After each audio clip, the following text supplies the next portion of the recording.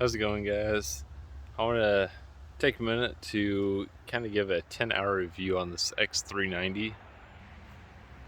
Just hit 10 hours. I'm mowing it right now, as you can tell. Kind of split right here. I've mowed that side. There's only really 2 complaints I found so far.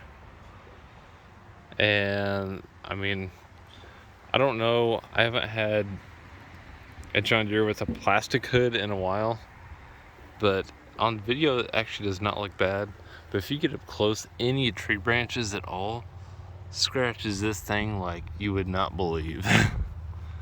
Like, this thing looks like I've had it at least a year, just because all the scratches and everything on it. But it is what it is. It's just a very, very weak plastic. I think you could scratch this thing with a piece of butter.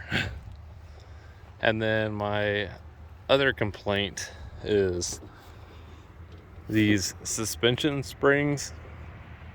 You slide them forward and backward to kind of wherever you want, however stiff you want the suspension to be. They said a lighter person here, kind of medium weight, and heavier person back here. As far as how many bumps we have on the property and everything, you have to have them in the back. And issue I've had already is when like other people use it and everything, you've got to make sure these are all the way back. If you don't, you can see this line here. That is John Deere paint. And it has taken the paint off all the way around here. Kind of hard to see on video, but you're down to metal right here. You can feel it with your finger too. So I'm gonna have to do something about that. I might do touch-up paint there and then put maybe a foam strip or something here. But how that happens is because if you don't make sure these are all the way back, they slide up, and then if you're a heavier person, especially on this property, you bounce up and down, and this plastic slams on this metal the whole time. And it doesn't hit straight down, it hits and slides or whatever, and it takes the paint right off. So you can feel that right in there. That's probably my biggest complaint, is that. That's kind of a bad design on their part. They should make it no matter what position you're in, that seat would not hit. Because they could easily change the seat design. So even at your softest suspension, you'll maybe hitting this little gully here, not right on this edge. Like, that looks really bad. I've had this thing, going on 3 weeks now, and it looks like that already. So those are pretty much my only 2 complaints about it. Otherwise, I love the mower. It gets pretty dirty pretty quick. I just need to really power wash it, really. I've been blowing it off, trying to keep it dry, but it collects grass really bad on the mower deck just from mowing over, and these tires being as grippy as they are, fling that right up on top of the deck. Especially now with it being pretty dry out here and the type of grass that's on the property, it's very dusty, so that doesn't help. Otherwise, this is a perfect mower. I would buy it again in a heartbeat. I love that power steering. And then the other kind of weird thing is the choke. I mean, the choke you can only have on for like a second while you're starting it. Otherwise, it acts like you're flooding it.